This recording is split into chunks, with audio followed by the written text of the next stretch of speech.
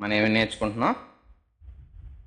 ఆత్మీయంగా ఎదగాలి అని అంటే వేటిని మనం వదలాలి అనే విషయాలు చూస్తూ ఉన్నాం. అనుమానాలు వదలాలి, ఆచారాలు వదలాలి, ఆశలు వదలాలి, అవకాశాలు వదలాలి. లోకము, శరీరము చాలా అవకాశాలు మనిషి ఇస్తూ ఉంటుంది. ఇలా చేయు, ఇలా ఉండు, ఇలా బ్రతుకు, ఇలా వెళ్తే పర్వాలేదులే అని చెప్పి చాలా అవకాశాలు మనిషి ముందు పెడతా ఉంటుంది. అవకాశాలన్నీ వదిలి నేను ఎదగాలి అనేటప్పుడు దేవునిని మనం వెతకాలి, దేవుని అనుమతిని వెతకాలి, దేవుని సమయాన్ని వెతకాలి అని మనం చాలా విషయాలు నేర్చుకున్నా ఉన్నాం. ఈరోజు మనం ఏం నేర్చుకుందాము అని అంటే మన అవకాశాలన్నీ వదిలి దేవుని సన్నిధిని వెతకాలి అనే విషయాన్ని మనం నేర్చుకుందాం. అవకాశాన్ని వదిలి దేన్ని వెతకాలి? దేవుని సన్నిధిని మనం వెతకడానికి ప్రయత్నం చేయాలి. అపోస్తుల కార్యములు 16వ అధ్యాయము, ఒకసారి మాటను చదువుకుందాం. అపోస్తుల కార్యములు 16వ అధ్యాయము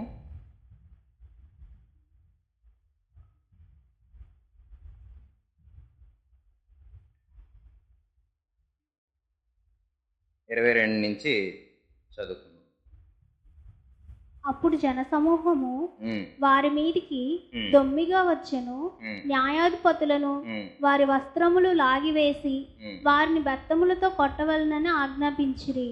వారు చాలా దెబ్బలు కొట్టి వారిని చెరసాలలో వేసి భద్రముగా కనిపెట్టవలనని చెరసాల నాయకునికి ఆజ్ఞాపించిరి. అతడు అట్టి ఆజ్ఞను పొంది వారిని లోపలి చెరసాలలోనికి త్రోసి వారి కాళ్లకు బొండ వేసి బిగించెను. అయితే మధ్యరాత్రి వేళ పౌలును శీలయు దేవునికి ప్రార్థించుచు కీర్తనలు పాడుచూనుండిరి. ఖైదీలు వినుచుండిరి. సరిపోద్ది, ఒకసారి ఆలోచిద్దాం. ఇక్కడ చదవబడిన మాటలు మనం చదివి ఉంటాం ఒకసారి బైబిల్ చదివేటప్పుడు. ఎవరైనా ఇక్కడ చదవబడిన ఆ విషయాన్ని మనం ఆలోచించేస్తే అక్కడ ఏమున్నది అని అంటే వీరు ప్రకటిస్తున్న మాటలు వారు నమ్ముతున్న, వారు అనుకుంటున్న విషయాలకు వ్యతిరేకంగా ఉన్నాయి. కాబట్టి వీరిని ఏం చేద్దాం అనుకుంటున్నారు అని అంటే పౌలుని, శీలని అందరూ కలిసి ఒక ఆజ్ఞ వారి మీదకి వచ్చేలా చేశారు. ఏంటి ఆజ్ఞ అని అంటే బెత్తములతో కొట్టాలి అని చెప్పి వారి వస్త్రాలు తీసి మరి. ఇప్పుడు ఆలోచించండి, ఒక జీన్ ప్యాంట్ వేసుకున్నాం అనుకోండి, ఆ జీన్ ప్యాంట్ మీద ఒక రువ్వతో కొడితే తగులుతుందా? జీన్ ప్యాంట్ మీద రువ్వతో కొడితే తగులుతుందా? తగలదు. ఆ ప్యాంట్ పీస్ కొడితే రువ్వ అవసరం లేదు, చీపురు పొల చాలు, కొడితే ఎర్రగా తట్టు వస్తుంది. వస్త్రాలు తీసి అప్పుడు ఎలా కొట్టమన్నారంట? బెత్తముతో కొట్టమని చెప్పారు. వారు మామూలు కొట్టలేదంట. ఎలా కొట్టారంట? చాలా దెబ్బలు కొట్టి వారిని ఎక్కడేశారు? చెరసాల్లో వేసేసారని చెప్పి చెప్తా ఉంది. చాలా దెబ్బలు కొట్టి చెరసాల్లో వేసిన తర్వాత వాళ్ళు ఏం చేశారంట? పైగా కాళ్ళు కూడా బొండలు బిగించేశారు. అంటే కదలకుండా పైకి లేచి సరిగా కూర్చోకండి. కాళ్ళకి బొందులు వేస్తాం అనుకోండి, సరిగ్గా కూర్చోగలమా? లేచి కదలలేము. ఇలాంటి పరిస్థితి వాళ్ళకి కలుగు చేసిన తర్వాత మధ్యరాత్రులు ఏం చేస్తున్నారంట? ప్రార్థన చేస్తూ కీర్తనలు పాడుతున్నారంట. జనరల్గా ఫుల్ కొట్టేస్తే మనం ఏం చేస్తాం చెప్పండి? మన ఇంట్లో ఎక్కడ మనం ఫుల్గా ఎవరు కొట్టేశారనుకోవద్దు, ఫుల్గా బండి మీదే పడ్డాం, దెబ్బలు తగిలే, మనకి ఏమనిపిస్తుంది చెప్పండి? ఫస్ట్ నొప్పి నివారణ ఎలా పొందాలి అనేదే కదా మనం ఆలోచిస్తాం. ఎవరన్నా ఆయింట్మెంట్ ఇస్తే బాగున్ను, ట్యాబ్లెట్ ఇస్తే బాగున్ను, ఏదైనా చేస్తే బాగుంది, ఈ రకమైన పరిస్థితులు ఖచ్చితంగా మనం ఆలోచిస్తూ ఉంటాం. అలా నొప్పి అనుభవిస్తున్న పరిస్థితుల మధ్య వీళ్ళు ఏం చేస్తున్నారంట? కీర్తనలు పాడుతున్నారంట, ప్రార్థన చేస్తున్నారంట. చుట్టూ ఉన్న ఖైదీలందరూ వింటున్నారంట. వాళ్ళు వినేటప్పుడు వాళ్ళు ఏమనుకుంటారంటే, వీళ్ళు ఎవర్రా బాబు, మనుషులేనా వీళ్ళు? సాధారణంగా సామాన్యంగా ఇన్ని దెబ్బలు కొడితే వీళ్ళేమో అయ్యో నొప్పి, అమ్మో నొప్పి అని అనట్లేదు, ఎందుకు మమ్మల్ని బంధించారు అనట్లేదు, మేమేం తప్పు చేసామని అడగట్లేదు.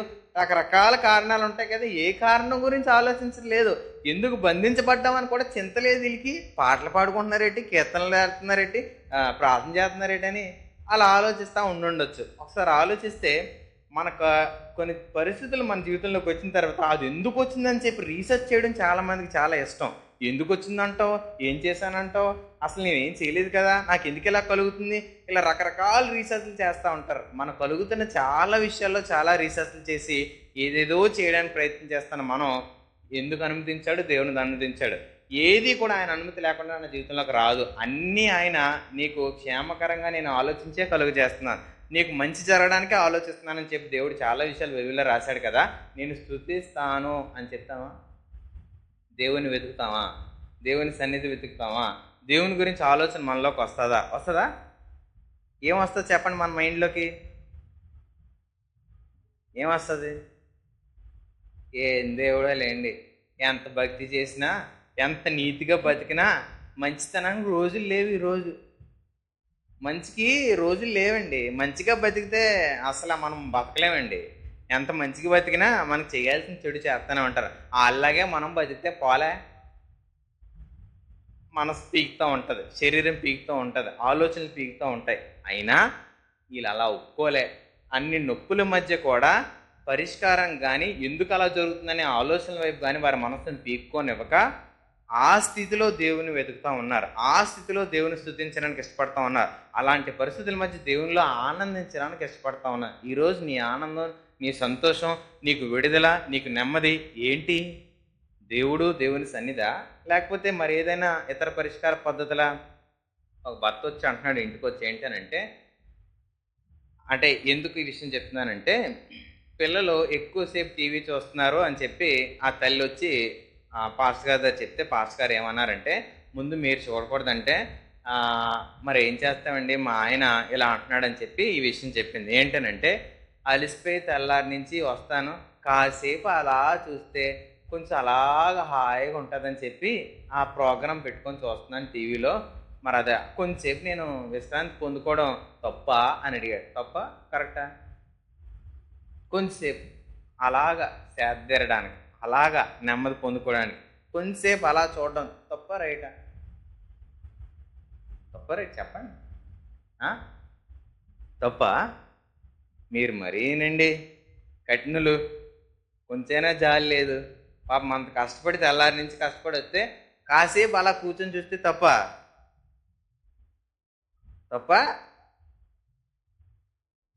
ఏది తప్పో ఏది మంచో మనకు తెలిసినా కొన్ని మనం చేస్తూ ఉంటామో చేయమా? ఆ సీరియల్ చూస్తేనండి కొంచెం ఏదో ఆనందం, కొంచెం ఏదో సంతృప్తి. మళ్ళీ రేపు పొద్దున ఏమైపోద్దని టెన్షన్. అది తెలుసుకొని అది వదిలేస్తాను. ఈ ఒక్క ఎపిసోడ్ చూసి, లేకపోతే ఈ ఒక్కసారి చూసి, ఈ ఒక్కసారికి వెళ్ళి, ఈ ఒక్కసారికి చేసి వదిలేస్తాను. ఈరోజు ఆలోచించండి, వీళ్ళేమో గాయాలతోని, నొప్పులతో ఉండేటప్పుడు దేవుని వెతికితే అన్ని పరిస్థితులు బాగుండి మనం దేవుని వెతకలేకపోతున్నామే, దేవుని సన్నిధిని చూడలేకపోతున్నామే. మన అవకాశాలు దేనికోసం వినియోగించుకుంటున్నాం? మన అవకాశాలు దేని కొరకు ప్రయాసపడుతున్నాం? యోబు 1వ అధ్యాయము 5వ వచనం ఒకసారి చదువుదాం. యోబు 1వ అధ్యాయము 5వ వచనం. వారి వారి విందు దినములు పూర్తి కాగా యోబు తన కుమారుల పాపము చేసి తమ హృదయములలో దేవుని దూషించి రేమో అని వారిని పిలువనంపించి వారిని పవిత్రపరిచి అరుణోదయమున లేచి వారిలో ఒక్కొక్కని నిమిత్తమే దహన బలి అర్పించు వచ్చెను. యోబు నిత్యము అలాగున చేయుచుండెను. 2 పదాలు నేను కొంచెం దీర్ఘం ఇచ్చి చదివాను. ఏటా 2 పదాలు? ఎక్కడో చేశారు ఏమో అనుకొని అరుణోదయాన్ని, అంటే తెల్లవారే లేచి వాళ్ళ కోసం బలి అర్పించేవాడు. వారి మీద ఏ రకమైన పరిస్థితి దేవుడి నుంచి రాకుండా వారిని సంరక్షించడానికి, కాపాడడానికి ఏమో చేశారేమో, తప్పు చేశారని కాదు, ఏమో జరుగుంటుందేమో, ఎక్కడైనా వాళ్ళ ఆలోచనలో పొరపాటు ఏమో జరుగుంటుందేమో అన్ని చేసిన తర్వాత మన కింద అంతా చేస్తే మనకు తెలిసి ఏమైందో, పిల్లలందరూ చచ్చిపోతారు. ఇక్కడ ఆయన కిందన ఏమంటాడంటే 21-22లో, నేను నా తల్లి గర్భంలో నుండి దిగంబరనే వచ్చి తిని దిగంబరనే అక్కడికి తిరిగి వెళ్ళేదను. యెహోవా ఇచ్చెను, యెహోవా తీసుకుని పోయాను. యెహోవా నామమునకు ఏం కలగాలంట? స్తుతి కలుగును గాక అని అంటున్నాడు. అన్నీ పోతే దేవా స్తోత్రం అని ఎవరైనా చెప్తారా? అన్నీ పోతే ఒక్క ఎగ్జామ్ పరీక్ష తప్పిపోతే చాలు ఏమంటాం? ఆ దిద్దునోడికి దేవుడు కొంచెమైనా జాలి మనసు ఇవ్వలేదండి. 1 మార్కు ఎత్తే మా పిల్ల పాస్ అయిపోదును, 2 మార్కులు ఎత్తే మా పిల్లోడు ఇంకో తరగతికి వెళ్ళిపోదును, ఇంకో పై చదువులకు వెళ్ళిపోదును, ఎంత బాధపడిపోతామో. కానీ అందరి పిల్లలు, ఆస్తి, పిల్లలు అన్నీ కూడా పోయిన తర్వాత ఆయనకి స్తుతి కలుగును గాక అని చెప్పి దేవునిని వెతకడానికి ఇష్టపడుతున్నాడు, ఆయనని ఆహ్వానించడానికి ఇష్టపడుతున్నాడు. ఈరోజు ఆలోచించండి, తప్పేమైనా ఉందా వాళ్ళు తప్పేమైనా ఉందా? ఎందుకు? ముందుగానే చేశారేమో అనే ఒక అర్పణ అర్పించేశాడే యోబు. వాళ్ళు ఏమీ లేకపోయినా ఆ పరిస్థితి జరిగిందని తనకు అనిపించినప్పటికీ కూడా ఆ ఆలోచనకి ఎక్కడ కూడా అవకాశం ఇవ్వక, నేను స్తుతించడానికి దేవుడు ప్రతి పరిస్థితిని నాకు అనుమతిస్తూ ఉంటాడు, ఆయన తెలుసు అన్నీ, ఆయన తెలియకుండా ఏది జరగదు అని చెప్పి స్తుతించడానికి, దేవుణ్ణి జ్ఞాపకం చేసుకోవడానికి, ఆయనను గుర్తించుకోవడానికి యోబు ప్రయత్నిస్తూ ఉన్నాడు. ఈరోజు ఆలోచిస్తే గాయపరచబడిన వేళ పరిస్థితులన్నీ కూడా మేమే తప్పు లేదని నిర్ధారణ వారిలో కలిగి ఉన్నప్పటికీ కూడా వారు కలిగిన పరిస్థితుల మధ్య కూడా భక్తుడు ఏం చేస్తున్నాడు? స్తుతించడానికి ఇష్టపడుతున్నాం అన్నాడు. ఈరోజు మనం దేవుణ్ణి వెతకడానికి ఏ సమయాల్లో వెతుకుతాం? ఆలోచించండి. దేవుణ్ణి వెతికేటప్పుడు నేను కొన్ని చెప్తాను, అందులో మీరు ఏం వెతుకుతారో చెప్పండి. నొప్పిలో వెతుకుతారా, సంతోషంలో వెతుకుతారా?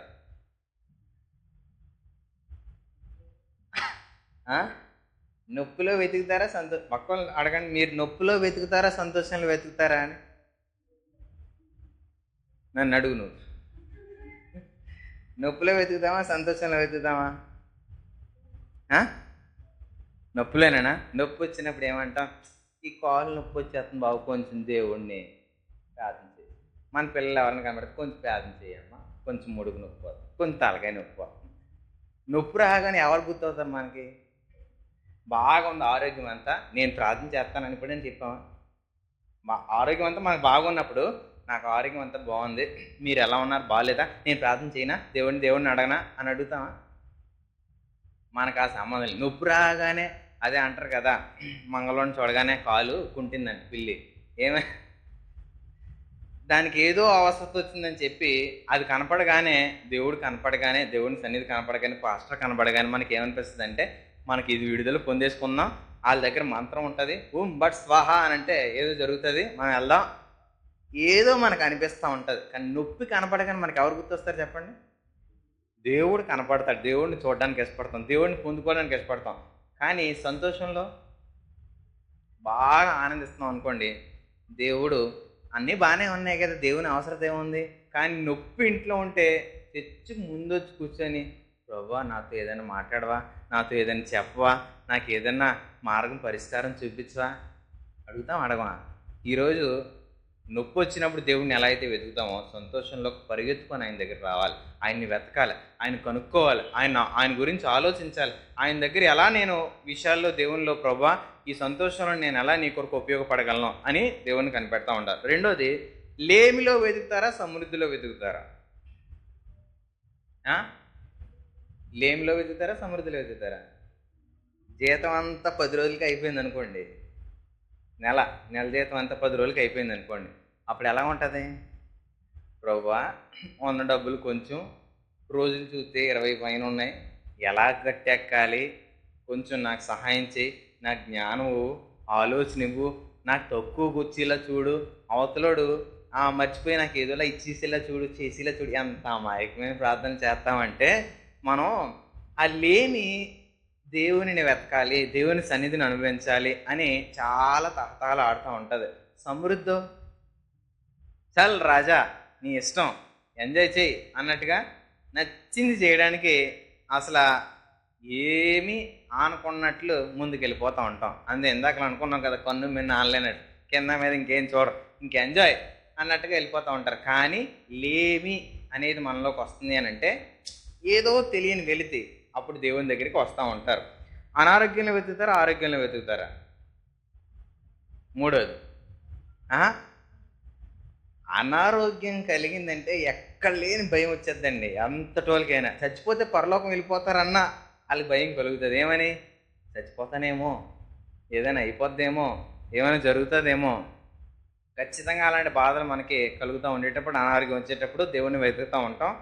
మంచిదే, దేవుడు ఏమనుకోడు. కానీ ఆరోగ్యం బాగా ఉండేటప్పుడు, చేతులు, కాళ్ళు, కళ్ళు అన్నీ బాగా పనిచేసినప్పుడు అలా మంచం ఎక్కి ఏదైనా అనారోగ్యం పడుకున్నప్పుడు బైబిల్ తీసుకొని పక్కన పెట్టుకొని చదివేస్తూ ఉంటాం.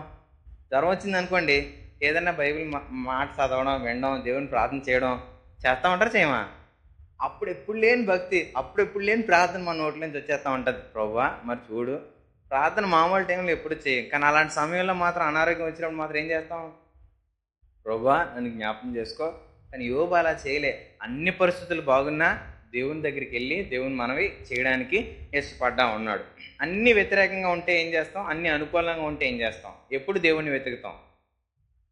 అన్నీ మనకు అనుకూలంగా జరిగినప్పుడు వెతుకుతామా? అన్ని వ్యతిరేకంగా జరిగినప్పుడు వెతుకుతామా? ఎక్కడన్నా మనం చేస్తున్న పని అన్నీ ఆటంకపరచబడుతున్నాయి అనుకోండి, ఏమన్నా వ్యతిరేకతలు వస్తున్నాయి అనుకోండి, మనకు మొదట కలిగే ఆలోచన ఎలాగ ఉంటుంది అని అంటే, ఎక్కడో ఏదో తేడా జరుగుతుందండి, ఎవరో ఏదైనా చేశారేమో, ఏదో జరిగిందేమో, ఓ 2 రోజులు ఉపవాసం ఉంటే బాగుంటుందేమో అనిపిస్తుందా? మనం పెట్టిందల్లా బంగారం అయిపోతుంది అనుకోండి, అప్పుడు భయం వేస్తుందా? ఈవిడ చెయ్యెత్తే సూపర్ అండి, ఈవిడ మన దగ్గరికి వస్తే ఇంకా అదిరిపోద్ది, మనకి మనం చూసుకోవసరం లేదు. అనుకూలంగా అన్నీ జరిగితే నువ్వే దేవుడు అయిపోతావు. కానీ ఒక్క వ్యతిరేకత వస్తే మాత్రం దేవుడిని పట్టుకోవడానికి అడుగులు ముందుకు వేస్తూ ఉంటాం. ఓటమి వస్తే, విజయం వస్తే ఎప్పుడు దేవుని వెతుకుతారు? ఓటమిలోనా, విజయంలోనా? ఓడిపోయినప్పుడైనా. ఎందుకు ఓడిపోయినప్పుడు దేవుని వెతుకుతాం? ఎక్కడో తప్పు చేశామేమో. ప్రజలు పూర్వం పాత నిబంధనలా చదివితే ఓడిపోయినప్పుడు ప్రభువా అని చెప్పి వారు వస్త్రాలు చింపుకొని, గోనెపట్ట వేసుకొని, తల మీద బూడిద వేసుకొని, ఎక్కడ తప్పు జరిగింది ప్రభువా అని అడిగేవారు. విజయం జరిగినప్పుడు దేవుణ్ణి అలాగే స్తుతించేవారు. ఈరోజు మనం ఓటమి జరిగితే దేవుని దగ్గర వచ్చే పరిస్థితులు, విజయం వస్తే మాత్రం దేవుణ్ణి చూడడానికి కానీ సంతోషించడానికి కానీ మన ఆ దేవుని కొరకు మనం నిలబడ్డానికి కానీ ప్రయత్నం చేసే పరిస్థితులు లేవు. తిరస్కారం చేయబడినప్పుడు, ఎన్నిక చేయబడినప్పుడు ఎప్పుడు దేవుణ్ణి వెతుకుతారు? అందరూ మనల్ని దూరం పెట్టేస్తున్నారు అనుకోండి, మనకి ఎవరు దిక్కు అవుతారు? అందరికీ మనం నోట్లో నాలుగుగా తయారయ్యామనుకోండి, మనం ఏమవుతాం అప్పుడు అందరికీ? ఈరోజు ఆలోచించండి. ఈ పరిస్థితులన్నీ ఎందుకు మనం ఆలోచించాలి అని అంటే, మన లోపల ఉండే ఉద్దేశం ఎలాంటిదో అర్థం చేసుకోవడానికి. నష్టంలో, లాభంలో ఎప్పుడు దేవుణ్ణి వెతుకుతారు? ఇవన్నీ మనకు తెలియనివి కాదు, తెలిసినవే. కానీ ఒక్కొక్కటి చెప్పేటప్పుడు మన గుండె మనతో ఏం చెప్తుంది? సమాధానం చెప్పండి. అవునురా, నువ్వు ఎలాంటి సమయంలోనే వెతుకుతావు, అవును నువ్వు ఎలాంటి దానివే, నువ్వు ఎలాంటి వాడివే అని అనిపించట్లేదా? అలా అనిపిస్తుంది అని అంటే మనం మార్చుకోవాల్సింది ఏదో ఉందా లేదా? ఖచ్చితంగా ఉందనే మనం ఆలోచించాలి. కాబట్టి ఈరోజు ఆయన సన్నిధి మనతో రావాలి అని అంటే నిర్గమకాండం 33వ అధ్యాయం 3వ వచనం చదువుదాం. నిర్గమకాండము 33వ అధ్యాయము 3వ వచనం చదువుదాం.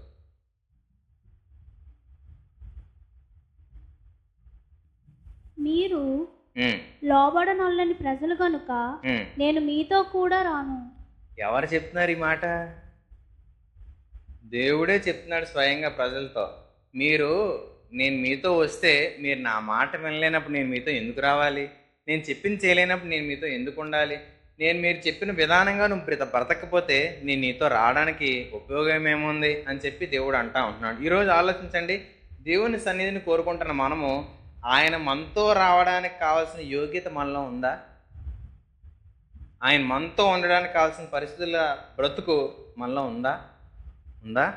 దేవుడు మనల్ని పిలవగానే మనం మనమే ఆలకించగలిగే అంట ఆలోచన, క్రియ, పద్ధతి మనలో ఉందా?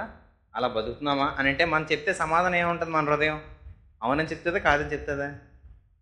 నువ్వు ఇలా బతికితే కదా దేవుడు చేస్తాడు. కానీ అయినా ఆయన ప్రేమ మనల్ని ఈరోజు ఆ మృతతుల్యమైన పరిస్థితుల మధ్య మనల్ని బతికించడానికి యేసుని భూమి మీద పంపించి మనం బతికిస్తాం అన్నాడు. కాబట్టి మనం దేవుని సన్నిధిని ఎందుకు వెతకాలి అని అంటే ఆలోచిస్తే కొన్ని విషయాలు ఆలోచిద్దాం. ఏంటనంటే, మొదటిగా ఆయనకి ఏదో కొదువైందని కాదండి.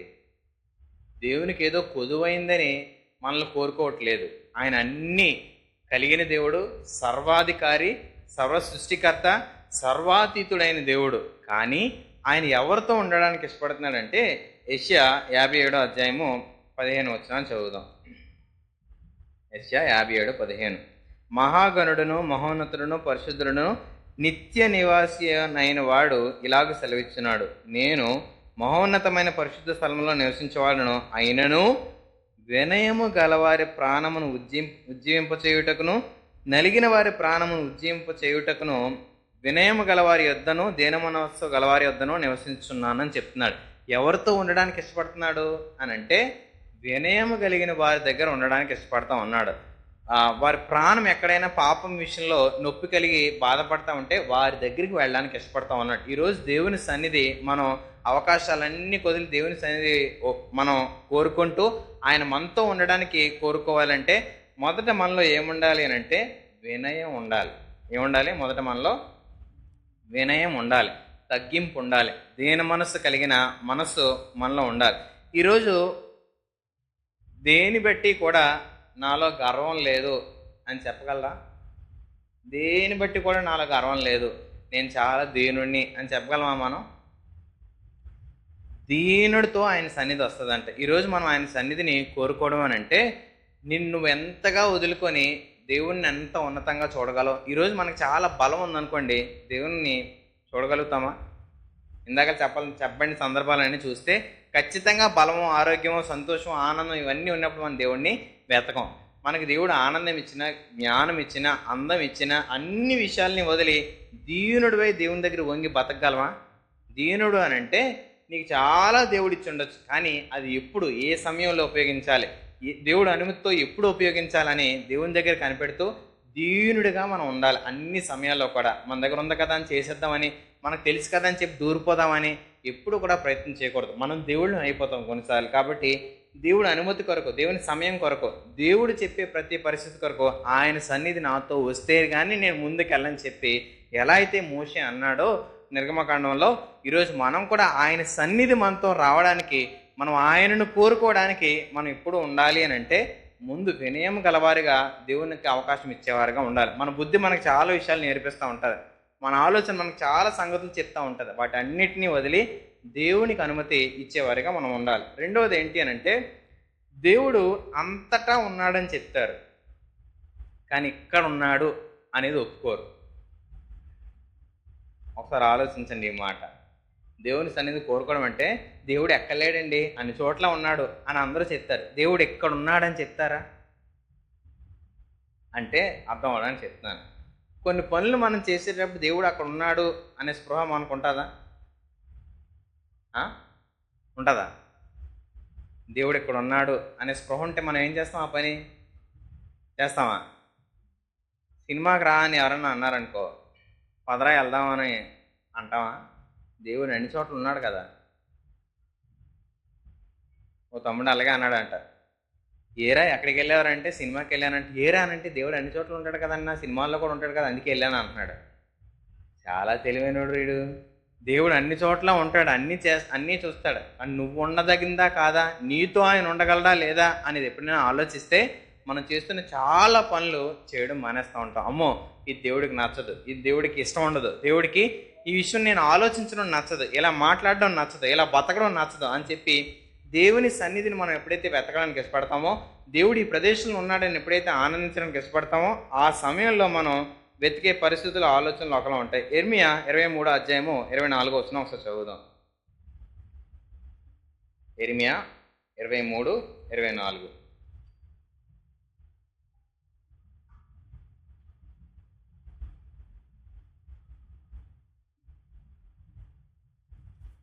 యెహోవా సెలవిచ్చిన మాట ఏదనగా, నాకు కనబడకుండా రహస్య స్థలములలో దాగగలవాడు ఎవడైనడు కలడా, నేను భూమి ఆకాశములు ఎందంతటా ఉన్నవాడను కానా అని అన్ని ప్రదేశంలో ఉన్నానని చెప్తూ ఆయన ఏం చెప్తున్నాడనంటే 22 వారు నా సభలో చేరిన వారైన ఎడల వారు నా మాటలు నా ప్రజలకు తెలియజేతురు, దుష్క్రియలు చేయక వారి దుర్మార్గమును విడిచిపెట్టినట్లు వారిని త్రిప్పియుందురు అని చెప్తున్నాడు. అంటే ఏంటనంటే ఇక్కడ ప్రవక్తలు కొన్ని వ్యతిరేకమైన పదాలు, మాటలు చెప్పి ప్రజల్ని తప్పుదోవ పట్టించేటప్పుడు ఆయన ఏమంటున్నాడంటే, వారే గనక నా జనాంగం అయితే, వారే గనక నా ప్రజలైతే, వారే గనక నన్ను వెంబడించేవారైతే వారు ఏం చేస్తారంట అంటే ఆయన ఏం చెప్తున్నాడు, దుష్క్రియలు చేయక దుర్మార్గమును విడిచిపెట్టేట్లు ప్రజల్ని తిప్పుతారు అని చెప్పి దేవుడు చెప్తున్నాడు. అంటే దేవుణ్ణే గనక మనం తెలుసుకుంటే, దేవుని సన్నిధినే గనక మనం గుర్తించగలిగితే మనం చేసే ప్రప్రథమైన విషయం ఏంటనంటే దుష్టమైన మార్గం నుంచి ప్రజలని దేవుని వైపు, నీతికరమైన మార్గం వైపు తిప్పడానికి ప్రయత్నం చేస్తూ ఉంటాడు ఏ పరిస్థితుల్లో అయినా. ఈరోజు నీతో దేవుని సన్నిధి ప్రతి చోట ఉన్నదని గమనించేటప్పుడు చెడు చేస్తే ఉండగలమా? చెడు చేస్తే సంతోషంగా హాయిగా గడపగలమా? చెడ్డ పనులను చూసి ఆనందించగలమా? చెడ్డ ఆలోచన చూసి మనం అమ్మ మంచి ఆలోచన చెప్పామని అనగలమా? అని అనలేము. ఎందుకు అనలేము? దేవుని మాట మనకు తెలిస్తే, దేవుని మాట మనకు అర్థమైతే దుష్ట సాంగత్యము, దుష్ట నడవడిక, దుష్ట మార్గం మనలో ఉండకుండా దాన్ని తొలగించే వారిగా మనం మారుతాం. ఆయన అందుకే అంటున్నాడు, నేను అన్ని చోట్ల లేనా? నేను అన్ని చోట్ల ఉన్నానని మీరు ఒప్పుకుంటున్నారు, కానీ నీతో ఉన్నానని నువ్వు గుర్తించావా? నీతో నడుస్తున్నానని నువ్వు ఆలోచించావా? అలా నడిస్తే నువ్వు దుష్ట మార్గం నుంచి బయటకు వస్తావు, దుష్ట ఆలోచన నుంచి తప్పిపోతావు, దుష్ట పద్ధతుల నుంచి నువ్వు దేవుని వైపు నిలవబడడానికి ప్రయత్నం చేస్తావు అని చెప్పి దేవుని మాట చెప్తా ఉంది. ఈరోజు ఆలోచిస్తే చాలా పండగలకు మనం చూస్తూ ఉంటాం, దేవుడిని పక్కనే పెట్టుకుంటూ వారికి నచ్చిన పని చేస్తూ ఉంటారు. తింటారు, తాగుతారు, ఆనందిస్తారు, చెడ్డ మాటలు, బూతు మాటలు, నచ్చిన పాటలు వేస్తూ రకరకాల డ్యాన్సులు వేస్తూ ఉంటారు. క్రైస్తవులు కూడా అలాగే తయారయ్యారు వారి పద్ధతుల మధ్య.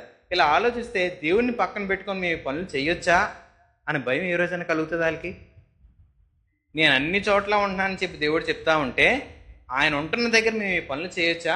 ఆయన ఉంటున్న దగ్గర మేము ఈ మాటలు మాట్లాడొచ్చా? ఆయన ఉంటున్న దగ్గర మేము ఎలాంటి పాటలు పాడుకోవచ్చా? పాటలు వినొచ్చా? పాటలకి డ్యాన్సులు వేయొచ్చా అనే స్పృహ మనుషుల్లో కలుగుతుందా?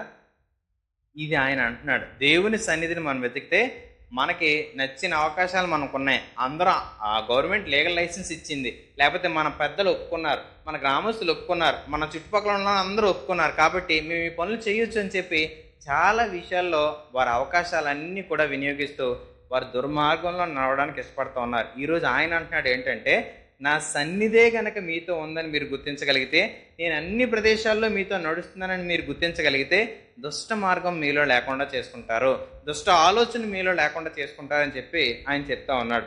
మూడోది ఏంటనంటే, నీ కర్తవ్యం నువ్వు నెరవేరుస్తావు ఎప్పుడు కూడా దేవుని సన్నిధి నీతో ఉందని నువ్వు గుర్తించగలిగితే. ఆ సామెతలు 16వ అధ్యాయము 4వ వచనం ఒకసారి చూద్దాం.